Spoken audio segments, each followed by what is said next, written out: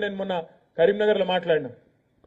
మేము ధర్మం కోసం పనిచేసే వాళ్ళం, మమ్మల్ని అంటావా కేటీఆర్ నీకు అహంకారం ఎక్కువ అని తిట్టిండు. అరే ధర్మం కోసం పనిచేసేది ఉంటే మఠం పెట్టుకోవాలి భయ్, మఠం పెట్టుకోవాలి, ఆశ్రమం పెట్టుకోవాలి, పని చేయాలి. నేను అద్దంటలేను, నువ్వు మంచోనివే నేను కాదంటలేను, పని చేయి కాదంటలేను.